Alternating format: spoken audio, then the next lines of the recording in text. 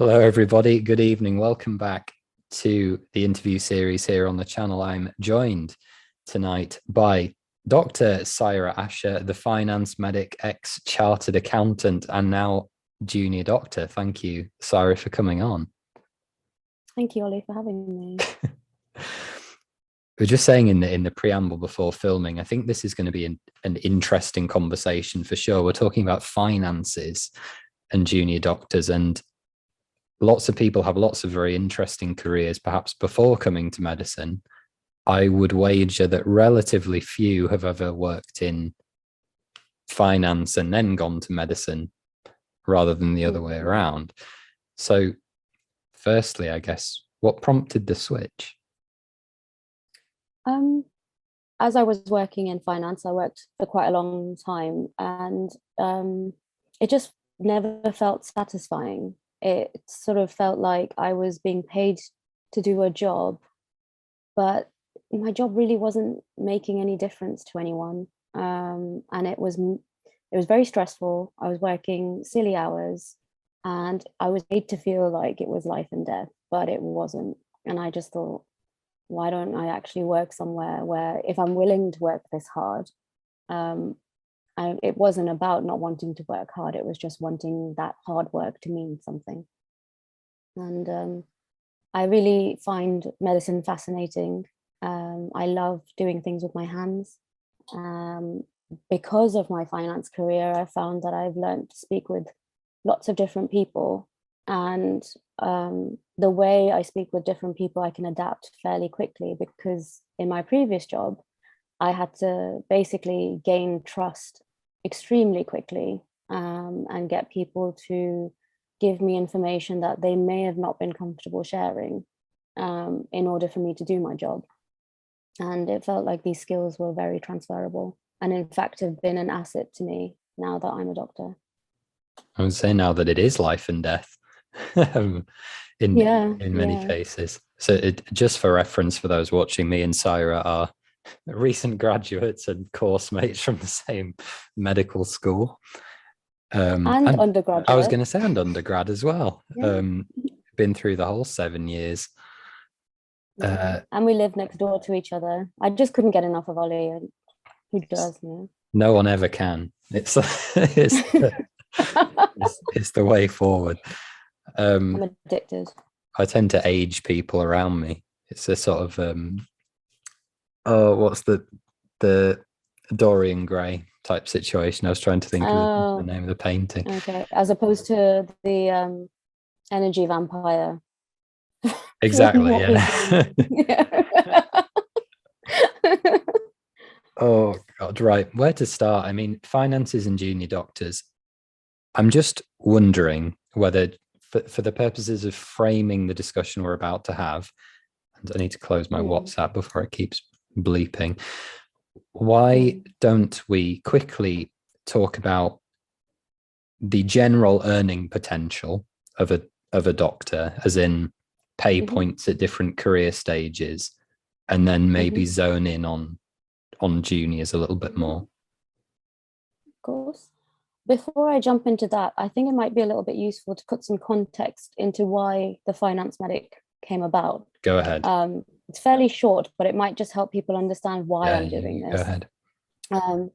So basically, so as a chartered accountant, I worked in the public and private sector, and one of my public sector clients was the NHS.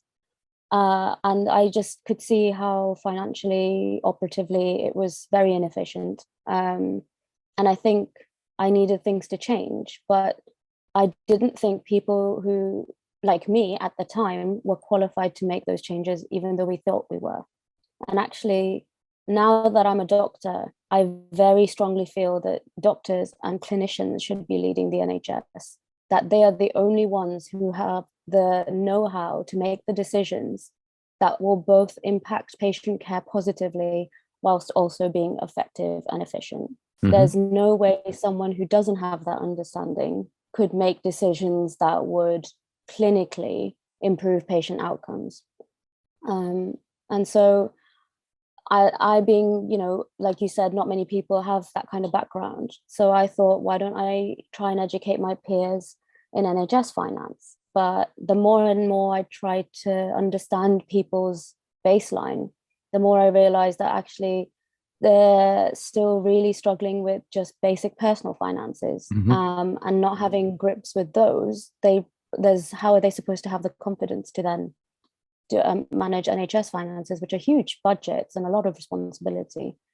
So I thought, all right, I'm going to start from scratch, and I'm going to actually start building people's confidence in their own personal finance and what they're worth, to be able to actually fight for it. And then once they have that confidence, there's not very much stopping them then reaching for those leadership roles, because really all it is education after that. You can't teach confidence, you kind of have to build it.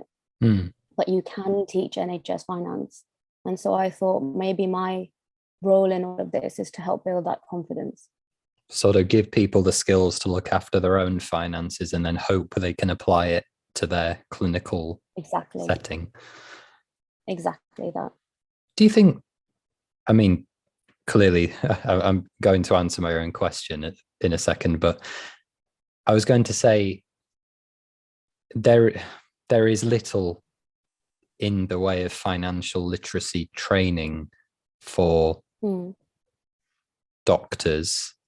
I think I'm just trying to reflect on what we ever got taught at medical school, and I feel as though the only brush I ever had with finances, and you may feel the same or differently, was when you speak to people like income protection societies. And they're not very well explained either. So the universities do try and provide, like, as part of their well-being service, like a budgeting help and things like that, but people are not likely to seek those out because they don't really see themselves as having a budgeting problem, and they don't technically do. There's more sort of an optimum way of doing it, and that comes from just being exposed to it, I guess. So, there are some people who do struggle with managing their finances, and those are the kinds of people who would use those tools, but not as often, because it's quite a taboo subject, and people feel a lot of shame around that as well. So what I think we need is formal education, perhaps as part of our, how we were doing our well-being group sessions, to try and sort of practice mindfulness and reflection. Well, I know those were kind of exercises at the time that we rolled our eyes at, but they are slowly, the relevance is coming to light. And I feel like if we include a little bit of personal finance in there in a non-judgmental but very tailored way, we can start to build that understanding very early on. I've always been a little bit confused as to why, obviously talking about money is taboo. I completely agree with you, and it's almost been stigmatized in the sort of working culture. But I've never really understood it in the public sector, because our pay is public domain, essentially. Like you can look up with a pretty reasonable degree of accuracy what any public servant actually earns. I mean, I think we maybe discussed it at the time. I put out that video whenever it was, 4 or 5 months ago. The tax thing. Where I went through my own pay slip and like put it up on the internet, and people were sort of like, God, that's brave, like, well done. But I was very confused by that. I was like, well, you mean you can just, it's on this website, you can just look up my salary. I think that is a culture that's sort of come from when, well, we still have quite an extensive gender pay gap. And before this, pay, even in the public sector, was very much determined by your immediate management. So, and your remuneration committees. Therefore, it was in your best interests to keep it secret. And that was the kind of culture that prevailed, where you don't want other people to know how much you're making, because you don't want them to feel like they're not making as much as you and kick up a fuss. And that's the kind of pervasive culture that we have across the board. It's not just public sector. And I think people fail to realize that our pay is so transparent, there's actually no point. But it's so deeply ingrained, that feeling of, we don't want to share how much we make, we don't want to show off, we don't want other people to feel like we're making more than them. And I think that just sticks. So people are quite secretive of their pay slips, despite probably all of our pay slips being completely identical. I say certainly.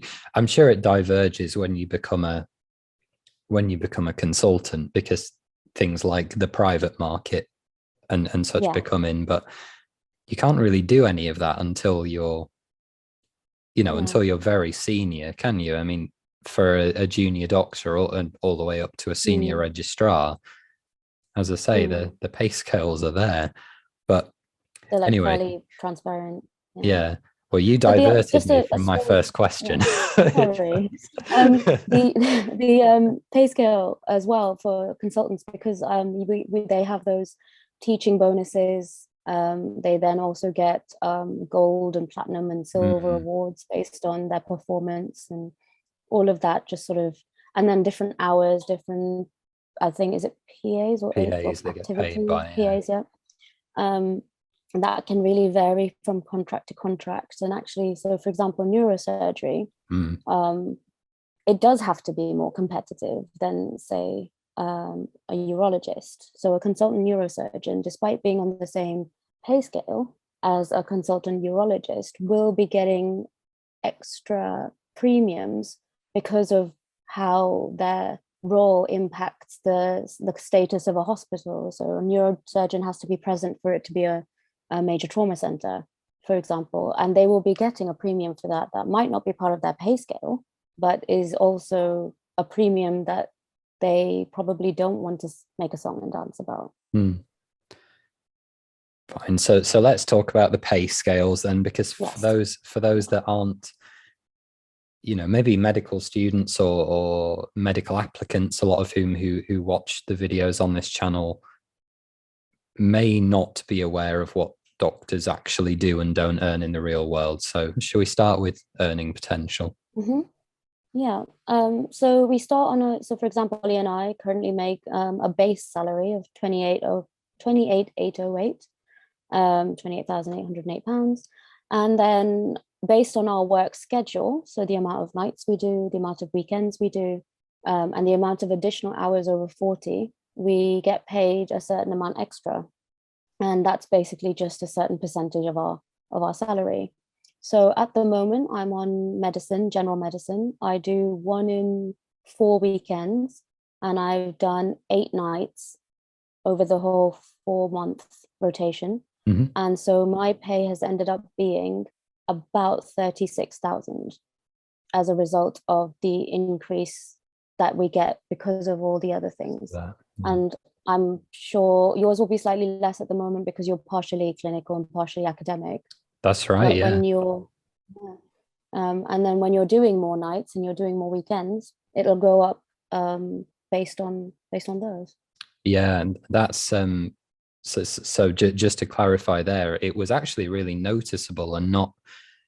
I think I perhaps underestimated the magnitude of that gap when I was working on transplant surgery, which was, very, very similar, sort of 1 in 3, 1 in 4 weekends, lots of nights, lots of very long hours.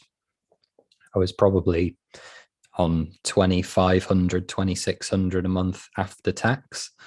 Whereas now that I'm academic and partially clinical, 1 in 6 weekends, very little out of hours, so sort of antisocial hours, I'm now on about 2,000 a month after tax, which is a big dip. Significant. Especially when you're trying to plan, when you use, so a lot of people might tell you, use your when you're applying for a mortgage, for example, or a loan, you use the last 3 months of your pay slip and basically just hammer locum and hammer nights and do everything you possibly can to pump up your payslip. Now that's all great because you get a fantastic amount on your mortgage, but then the variability in your work schedule means, are you going to be able to make that mortgage payment month to month, or are you going to be struggling in a particular set where you're, for example, academic. I have an academic block coming up next year, well, later this year, and I'm probably not going to make anywhere near what I'm making at the moment. And we are going to really have to think about dipping into our savings to make sure that we meet our rental payments.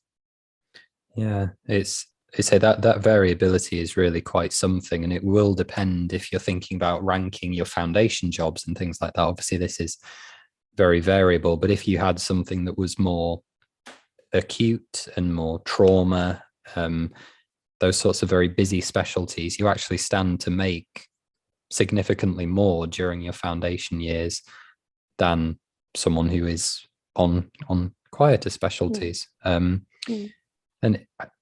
if I recall, is it a £5,000 increase, I think, between FY1 and FY2? Yep. So I believe it's 30. Yeah. So you go from 28,808 to 32,6 something. That's close enough. At the top of my head, but I do need to double check. But yeah, there's that jump. And then the biggest jump is actually from F2 to CT1. So that goes up again by another, so for 36. Well, actually, I'm not sure if it's that much. The best thing would be for me to actually look at the pay scales, and we can come back to this if you like. But yeah. The good thing we know is that we know what they are. Yeah. And you can fairly easily calculate how much you might be making just by, so say you're in F2, you're going to be in a particular rotation. So I'm going to be in A&E. So I know I'm going to be doing X amount of weekends. I think it's 1 in 3.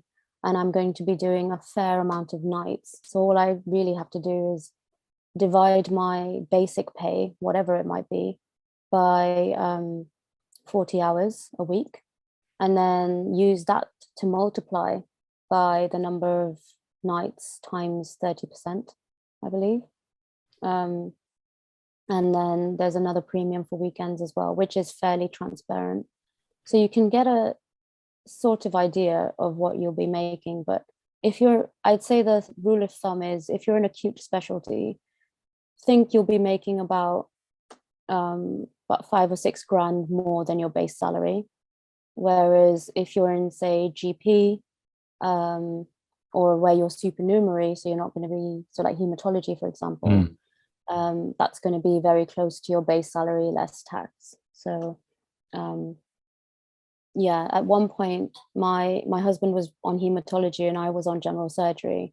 So he had no nights, and he had every 3rd Saturday, whereas I did every 3rd weekend, and I had 8 nights. And so there was £1,000 per month difference in our salary. It's crazy. Just because of, yeah. So I found the pay scales. Oh, lovely. Are you ready? So yes, we can get the numbers exactly right. So, and this goes all the way up to ST8, because that's, I guess, the end of the junior doctor nodal points. So FY1, £28,808. FY2, £33,345. So that's what, yeah, £4,700 or something like that. Ish. No, 4,500 ish. And if you think about just that is 4,000. So that's at 4,000 divided by hour, and then if you multiply that, then your increase for doing those acute blocks will also be that much bigger. So it might not be a big jump in terms of base salary to base salary, but actually when you take into account the slight increase in hourly rate, and then that being applied to our weekend and night premiums, or your extra hours, will actually be an extra chunk. Yeah, not to mention as well that your locum rates also go up as well, right? So again, for those unclear, I have done a video before talking about locums, but these are hours where you're filling in for another doctor of the same grade. So if Cyra was ill one day and she was covering, I don't know, orthopedics, whatever you were covering, the hospital might ring me and say, Ollie, Cyra's off, can you come in and cover? And in exchange for covering, we'll pay you 3 times your basic salary or whatever as an incentive to get you in, because this would be on top of whatever hours I was already doing. right? But as your base pay goes up, those incentive payments also go up, right? At Yeah. almost the The same rate.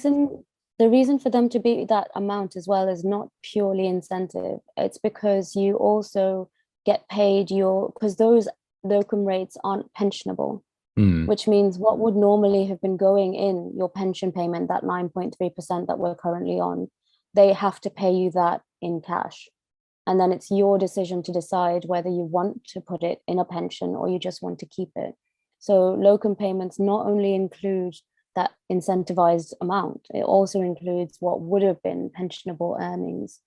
And my issue with locum pay is I feel like I will come on to this later, but I feel We like need we're to talk slightly about pensions. missold on this. Yeah. Because locum pay isn't pensionable. And because of that, we still get taxed on it. And so we actually get taxed more on Yeah. locum pay than we would not, if that makes sense. And we'd actually have benefited from just having standard pay and then it going into our pension than it does locum pay. It just that a locum pay looks attractive because it's money now. But you're saying that we that's, wouldn't have been taxed on that money that is, if it was pensionable, we wouldn't have been taxed on that 9.3%. Exactly. So, and not only that, but because of the amounts we're talking about, you get pushed up in the bands. So the income tax bands as well. So you go from the 20% to the 25%. And then as you get pushed up in the bands, you actually get taxed even more than you would have done. So as much as locums do sound great, I personally actually never take locums because, well, first of all, to me, a work-life balance is really important. Sure. And we are so short-staffed and stressed anyway that I feel like any time off I get, I really just want to rest. Very But then sensible. also, but then also it's not actually as shiny and as lucrative as it appears. And hence I tend to actually stay away from them. That's fair enough. That's absolutely fair. I have found myself doing them a lot more on this academic block, but I think based on, thinking about what you were saying, that's only because I have the physical reserve to be able to tolerate them, if that makes sense. I definitely wouldn't have been able to on my surgical job. But also because on your current block, you're not actually making as many premiums. It's not going to push you up into those higher income tax bands as much as it would have done on a more acute block. So actually this kind of block is a better idea to do locums in than say general surgery or A&E. So it's kind of balancing all of that together. So coming back into our pay scale, so CT1 is the next big jump. So we were on 33,345 for an FY2 and SHO. Then CT1, so for those at home, this is not specialty training yet, but there are usually several years, so CT1, CT2, CT3, that people will spend in what's called core training for most specialties. So you want to be an orthopod, right? So Cyra might do core surgical training 1, core surgical training 2. I can't remember whether ortho does 3 now with IST or not. I can't remember. No, they've paused IST in England, so we don't really have that. Sure. So for CT1, so a core trainee, the base salary is 39,467. So that's a good 6,000 jump from FY2. That's pretty good. Then CT, that's the same for CT2, so you don't go up. Then for CT3, so I guess this would be your IMTs, really, your medical trainees, 50K base salary. CT3, nodal point 4. Which is actually the same as an ST3 registrar, because I guess an IMT3 could be a med reg, couldn't they? So again, just for those listening, an ST3 for most specialties, although recent changes to the curriculums have made this very complicated, but an ST3 is usually your first committed year in a specialty training pathway for surgeons, say. So say Cyra was doing her orthopedic surgery training, she's now the lowest rung of an orthopedic trainee, but it is a registrar, would be Miss Asher, I guess. You're in training, right? So again, it's that 50,000 base salary, and then that stays the same until ST6, according to this, at which point it becomes 53,000. So it's actually not much of a jump in those upper echelons of training. And I do have issues with that, because you are becoming more skilled each time, and I think you're probably giving up more of your time as you do it. And I don't really know the thinking behind why that kind of stays stagnant. I genuinely have no answer. I don't think it's acceptable, but no. Looking at the details of this, there is an uplifted figure of 56,000, which it's saying applicable from the 1st of October 2021. Okay. So that's again that higher band, but so you would jump up 6,000 between ST5 and ST6, and you then stay the same by the looks of it until you CCT, basically. And then, so CCTing, again, for those, that's when you complete your specialty training and you've now become a consultant. You're now a consultant orthopedic surgeon. Congratulations. This, again, is a little bit complicated, but on the post-2003 consultant contract, because that's when this was last negotiated by the BMA, your threshold base salary is 84,500. So this is literally when you're a brand new appointed consultant. And then, without going into the fine details, it goes up by about 3,000 a year for, well, every year, and then the gaps get wider as you get on to 20 years or 19, 20 years in service, basically. So I guess you will continue to go up marginally every few years for your 20 years as a consultant, plus the awards that we were talking about before. So I guess your greatest earning potential, and one of the sticks that is used to browbeat junior doctors, is you are not earning very much as a junior, but you will later, assuming you can get a consultant job. And I think that's kind of the issue that our senior colleagues aren't seeing, that they were dangled a very good carrot.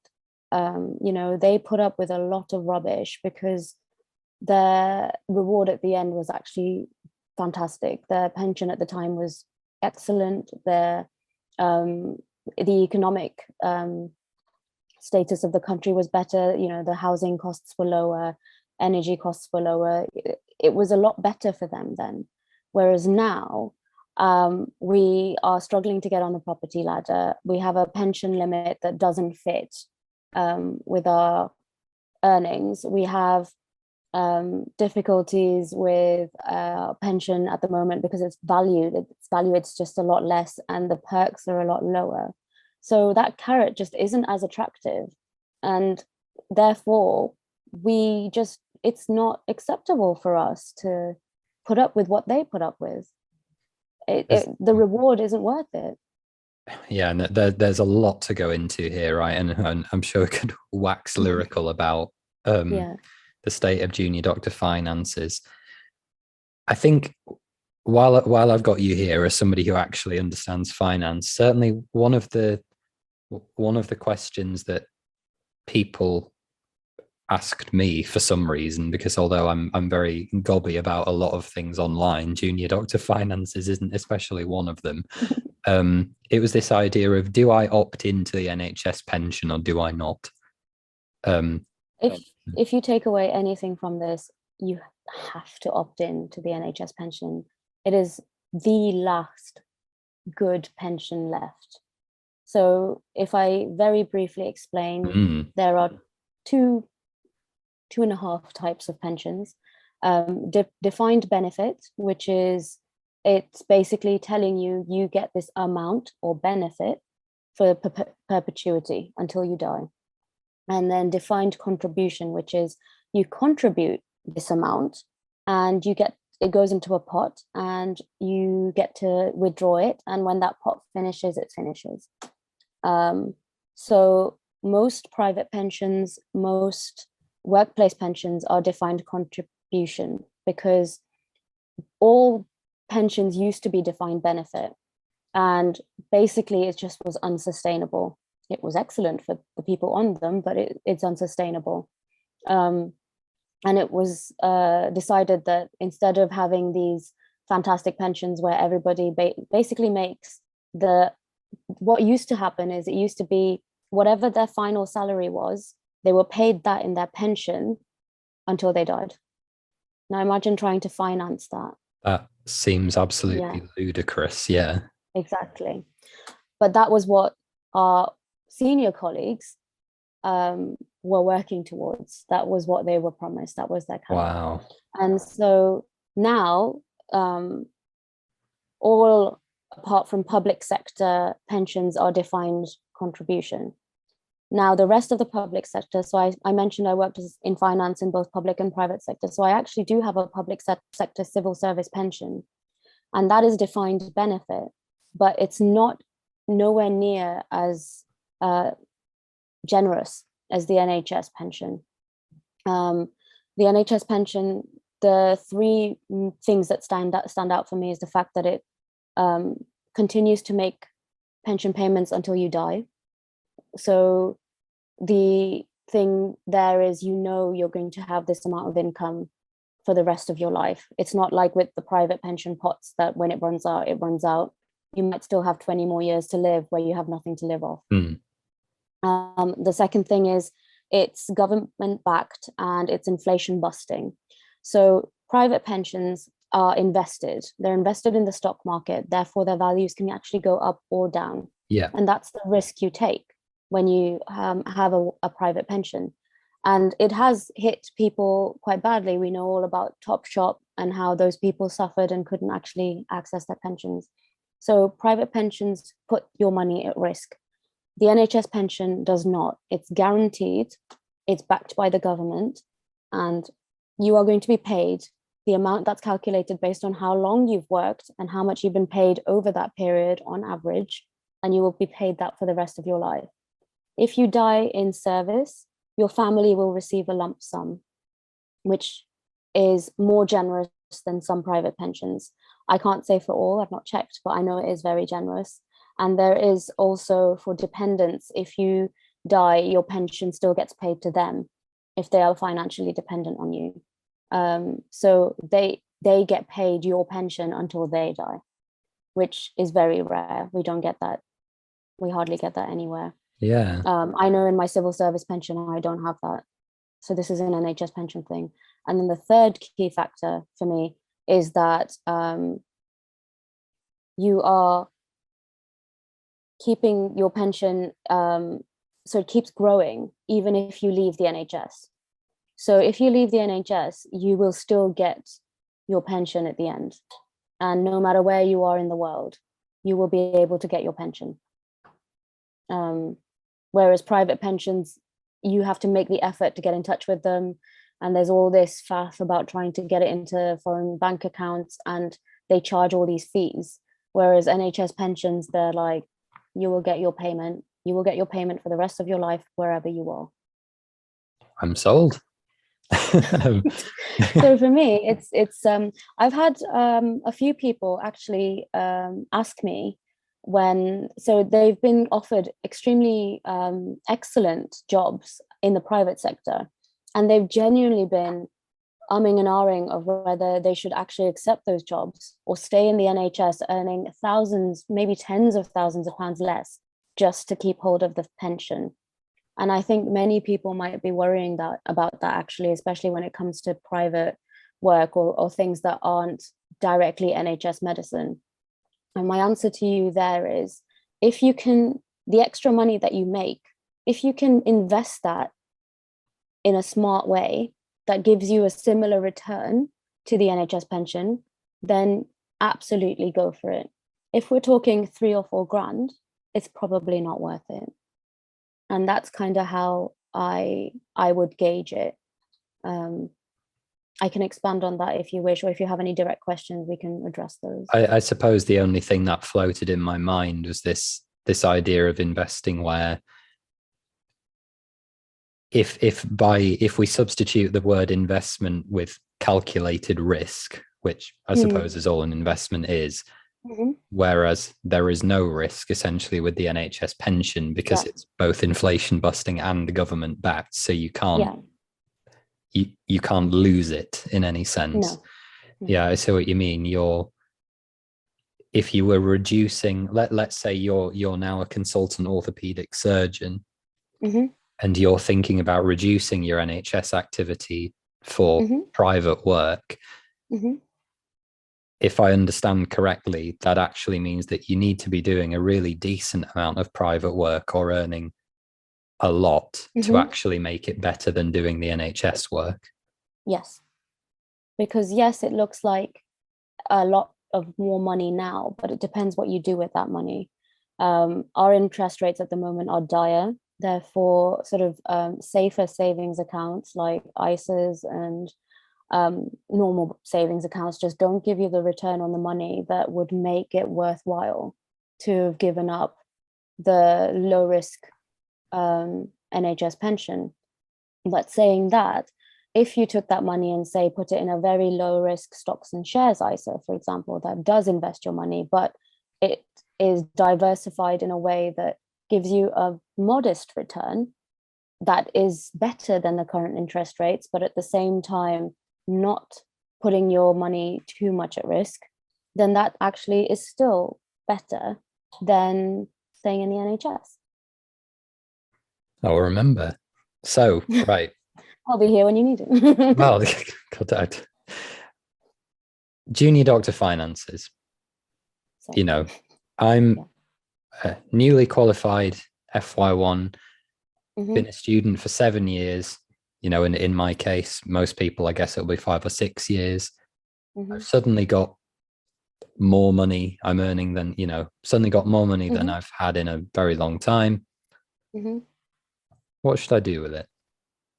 Okay, let's take stock then of what financial products you have, what financial products you need, and your amount of debt.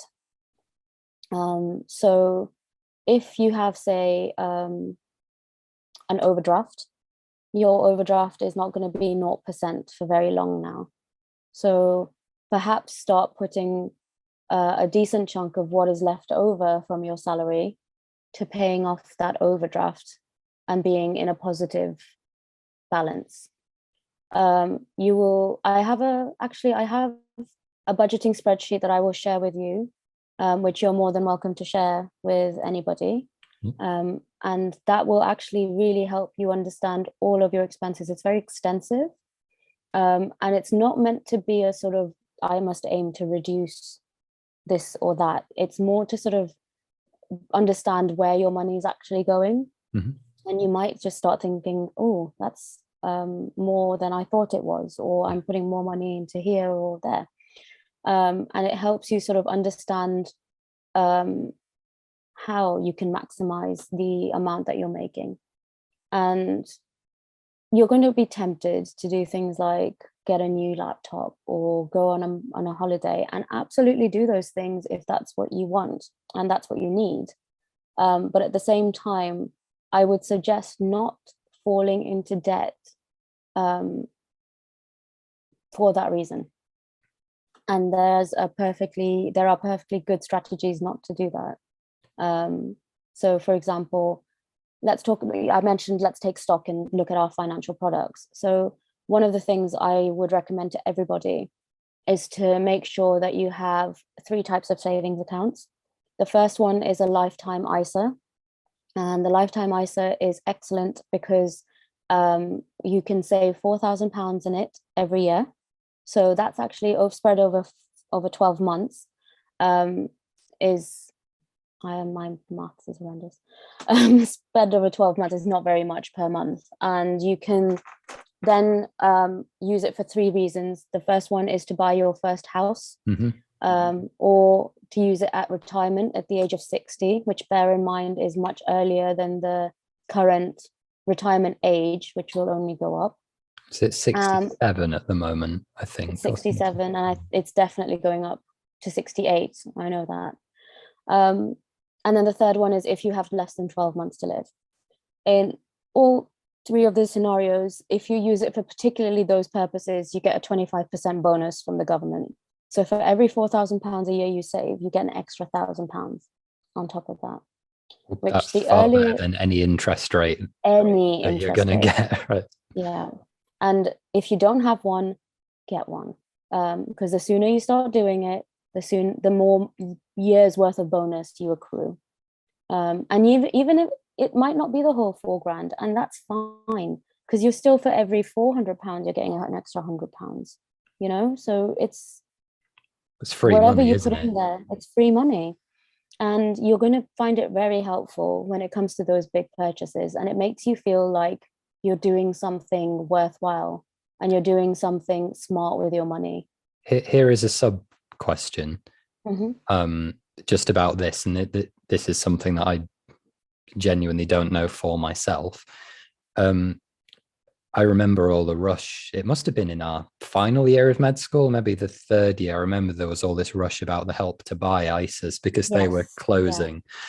I think they have closed now. But so if you were lucky enough to have nabbed a Help to Buy ISA, then you can use that to buy your first home.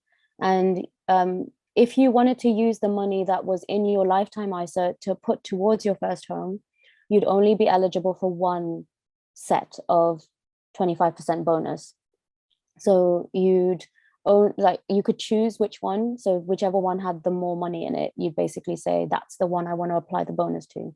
However, my plan with this is to use my Help to Buy ISA to buy my first home, and I'll get the 25% bonus then, and then not touch my lifetime ISA until I retire, and then get the 25 bonus then as well. So you get, and that's how it works exactly. The question that I was going to ask was, say I have a partner or somebody cohabiting, can you combine your LISAs, if it were, or does it not work that way? So ISA stands for Individual Savings Account. So it's always going to be personal to you. It's only always sorry, so what I meant was, excuse me. Yeah, I get your question. To buy a property. Yes, you can combine them. Yeah, fine.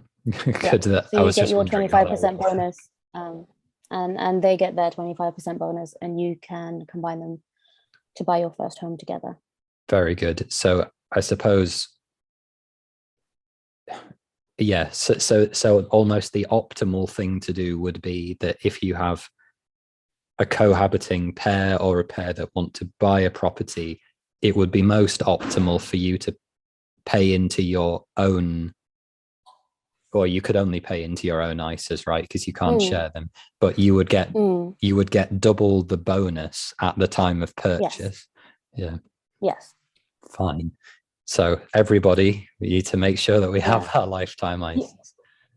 You also need to make sure you find a partner who also doesn't own a house already, because they can't, if they already own a home or have a home in their own name, then the bonus won't apply because it's not for buying their first home. Does that include mortgages or not? Yes. Yes. So if they already have a mortgage. Yes. That's, yeah. Yeah. Fine. Okay. So LISAs. So we all need to get those. What else do we need to do? Please. The next thing would be getting a stocks and shares ISA. Again, that's another tax-free. So overall, you're allowed to put £20,000 away into ISAs, different types of ISAs, but overall it's 20,000. So say 4,000 of your 20,000 a year has now gone into your lifetime ISA. That leaves you with another £16,000 a year to put away in a different type of ISA. And the 2 other types of ISA that you can have are a cash ISA and a stocks and shares ISA. And now, previously, when we had excellent interest rates, I would have said cash ISA all the way because it's risk-free, It's tax-free and it gives you a decent return on your money. But at the moment, cash ISAs are not even worth the paper they're written on, because of tax interest rates, excuse me. So stocks and shares ISA is the way to go. And what you can do is there's various different products. So even our high street banks have them. I use the platform Free Trade, which I also do for a little bit of investing. I understand Halifax probably has the most user-friendly product, which is you put a small amount of money every month, 50, £100, and you basically select the level of risk that you're willing to take. And they have low risk, medium risk, and high risk products. The low risk is heavily diversified in very stable areas such as property, bonds, government bonds, things like that. Medium risk is more a little bit more risky, but still not as risky as high risk. High risk would be things like tech, metals, oil, very variable markets. And so based on your risk appetite, and this is what I want to reiterate, there's no wrong or right.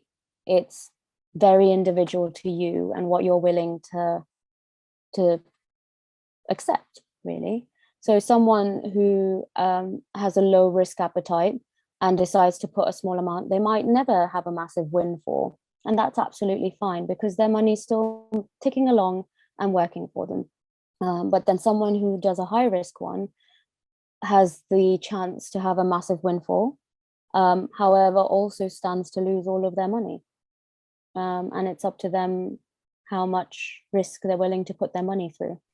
This to me sounds, and this is somebody who is not especially in investment literate, this sounds functionally a lot like investing to me. Yes, it is. So what is, I suppose in the real world, what is the difference between me taking my money and investing in stocks through a platform like Free Trade, which I remember when that when all the BioNTech stuff was going on, like everybody was on Free Trade. What's the difference between and then there's Robinhood as well, money in and putting it in a stocks and shares ISA? Tax. So any dividends, any income that you generate, any increase in value of your shares in a stocks and shares ISA wouldn't be taxed. That is pretty significant. If you did it, that is pretty. And if it was in any other type of a general investment account, then any dividends of over £1,000 would be taxable.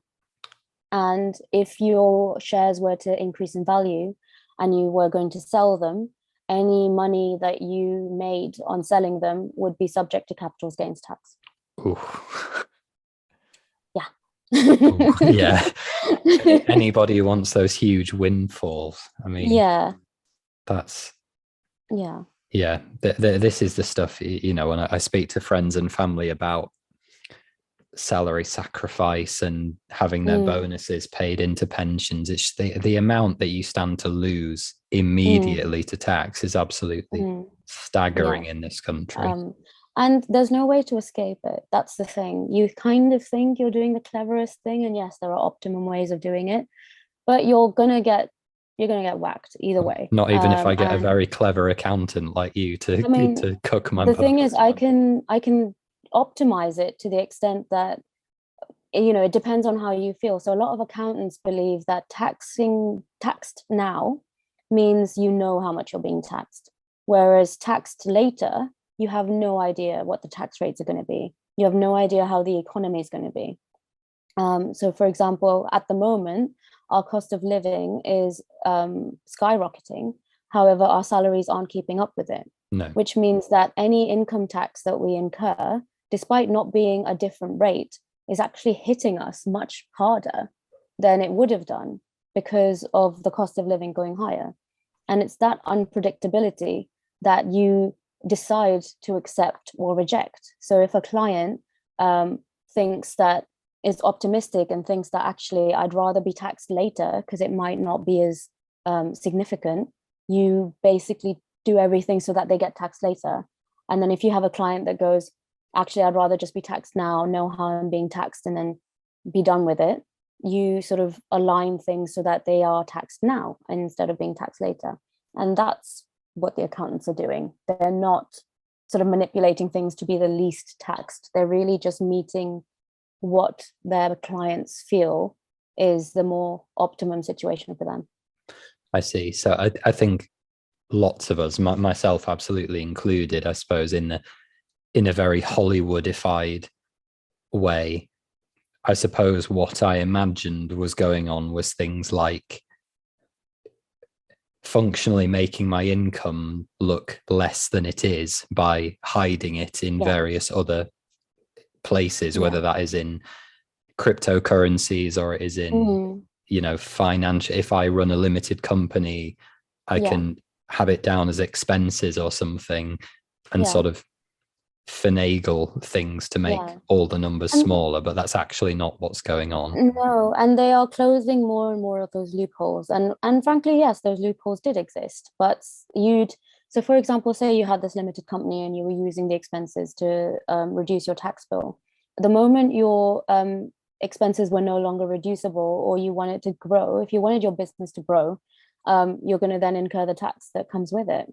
Unless you're having a constantly loss-making business and HMRC is going to be on your ass to find out how are you still functioning, you can't really do that anymore. They have they're starting to close in on those loopholes. The only things I think they're really struggling with are holding companies.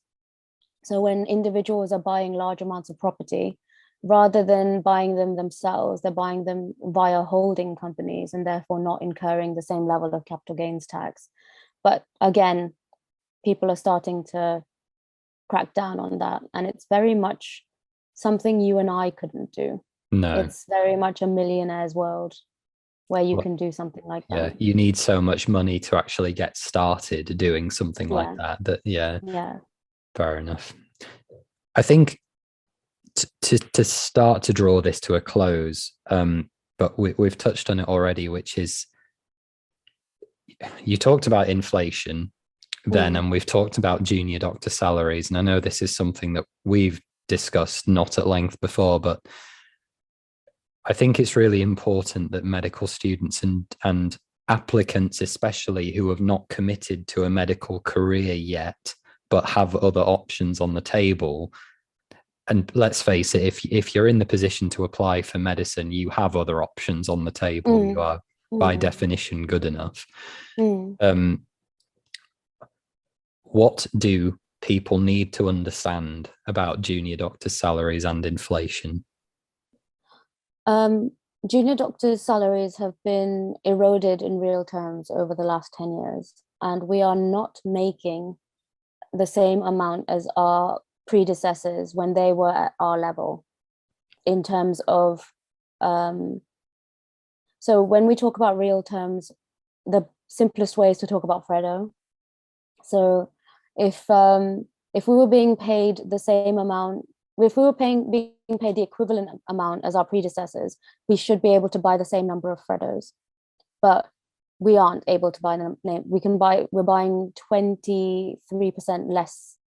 We can afford 23% less because it's been eroded in real terms. In another way to put it, inflation and the retail price index have been increasing, but our salaries have been increasing slower.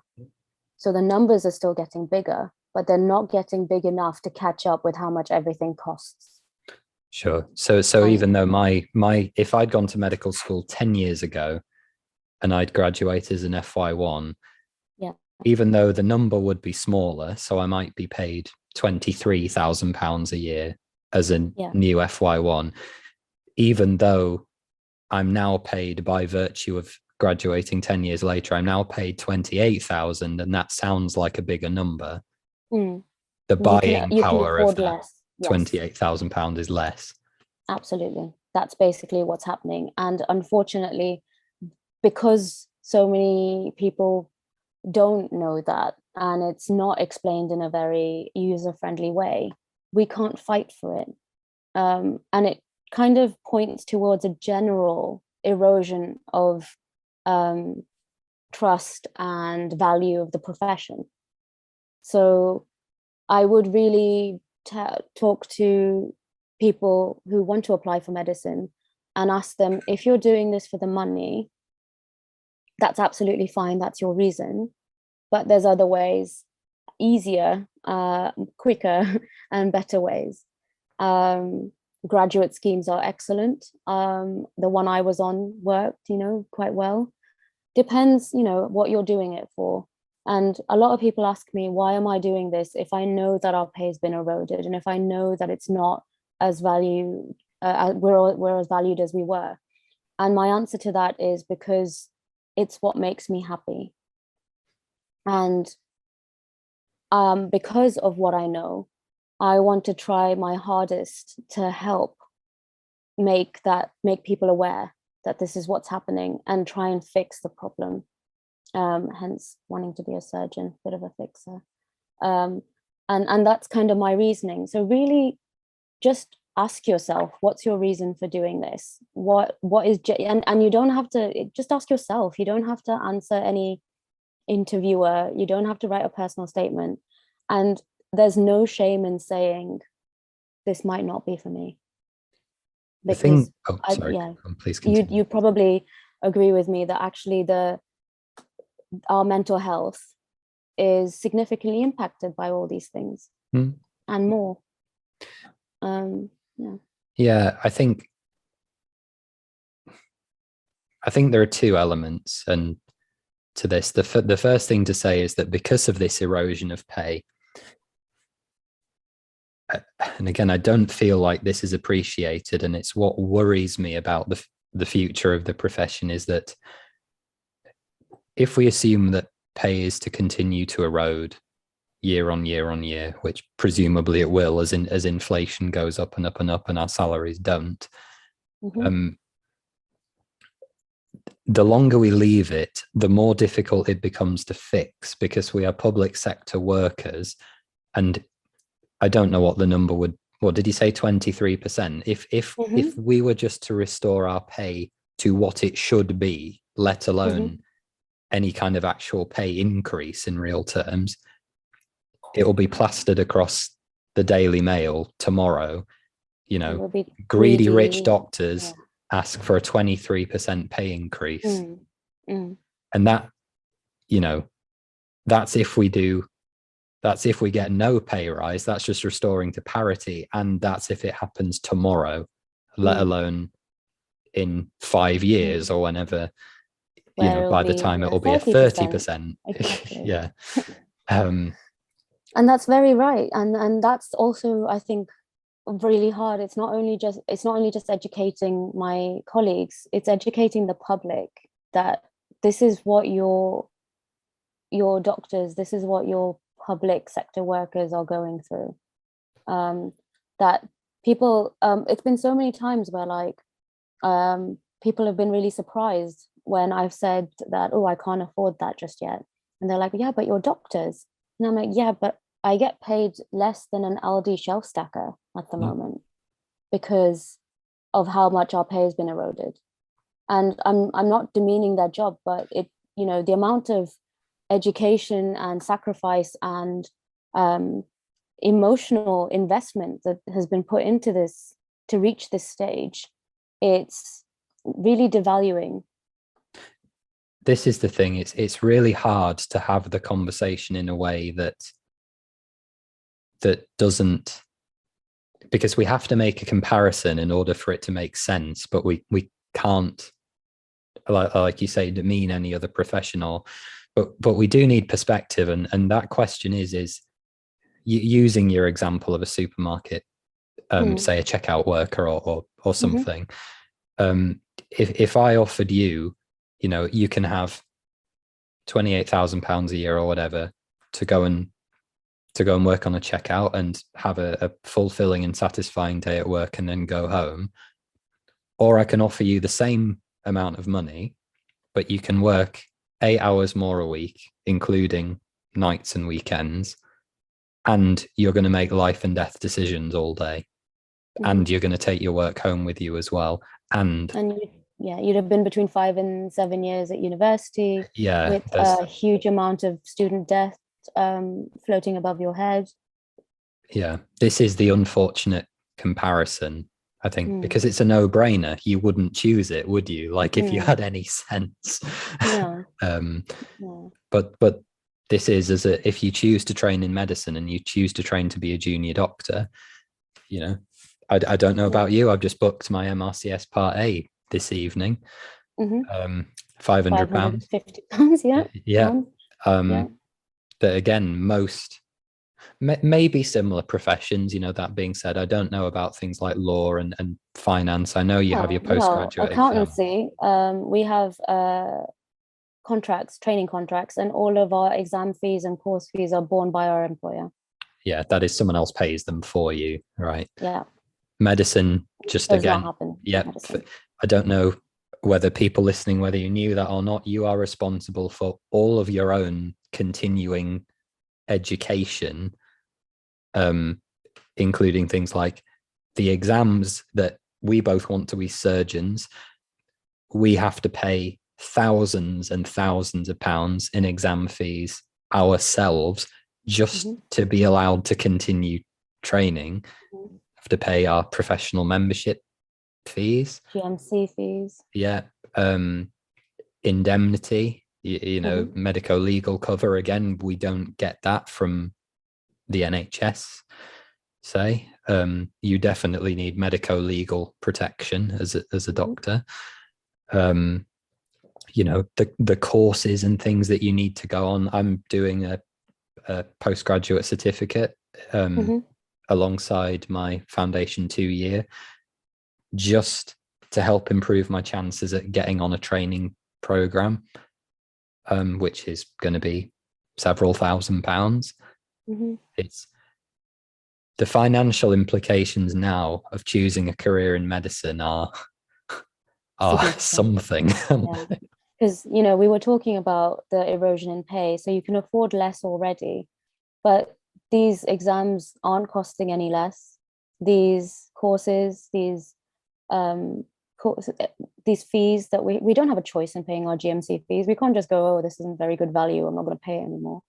All of these things come out of our pocket, and you have to think about, we have to come to a point where, can I even afford to do my training exams? Yeah, people can't. Yeah, I and they remember can't. talking No. to Amy Charnell, who she was interviewed on this channel a long time ago, but she's a general surgery trainee, and I think she maybe had to take one of her Part B exams, which is about £1,000. I think she had to take it several times, and she was saying she maxed Oh, out gosh. several credit cards Yeah. just to be able to afford to take the professional exams that she has to take to be allowed to continue her training as a surgical registrar. Yeah. To Whereas if anyone's sort of listening to that and thinking, well, she had to resit XYZ, my financial professional exams, our resits were paid for. So comparably, as a profession, we aren't as valued and looked after. And it's a buyer's market, and that's the thing. No one's clamoring to be an accountant. I'm sure some people are. Apologies to those people.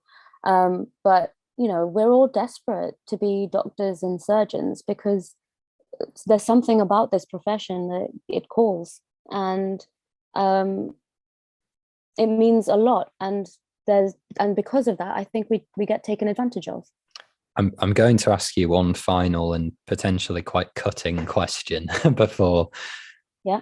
we draw this to a close, and a phrase that I'm not especially keen on, but I would be grateful for your opinion on, at the very least, is that the British public, in terms of their expectations of healthcare, broadly speaking, wants a Ferrari but is only willing to pay for a Ford Focus.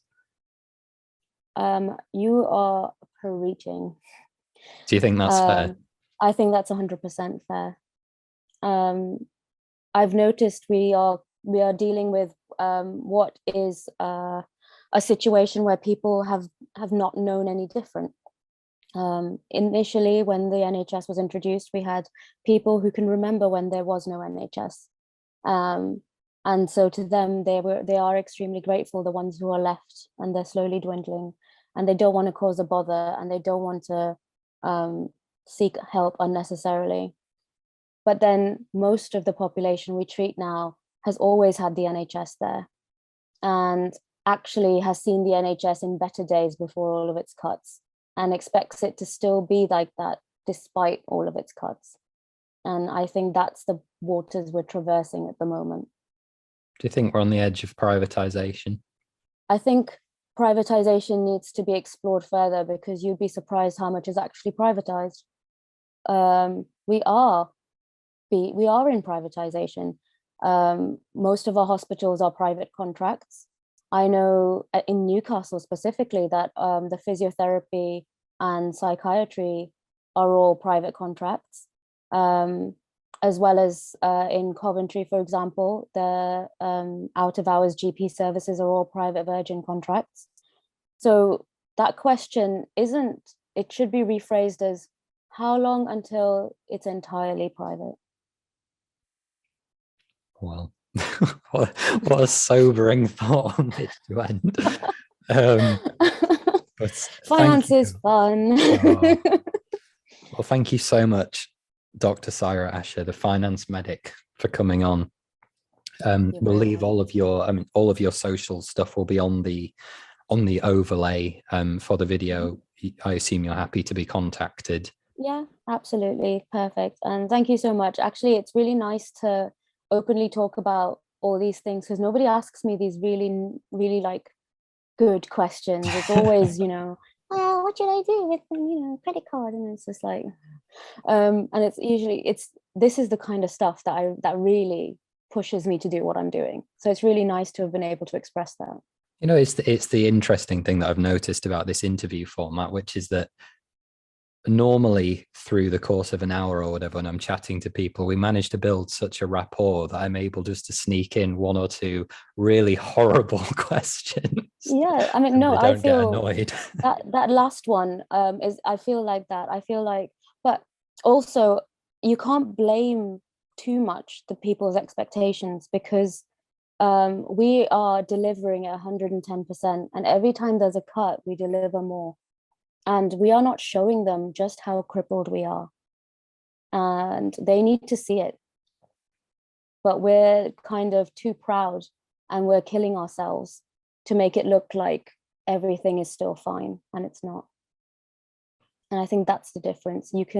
Their expectations match what they see, and what they see is excellent, dedicated staff, and the system falling short. What they need to see is just how crippled we are. Well, powerful, isn't it? It's poetic. But thank you very much, Cyra. Have a good evening, and you too. I'm sure get something to eat and put some makeup on. We'll do. It's that time. Take care. Oh yeah. Bye. It was good to catch up. See you later.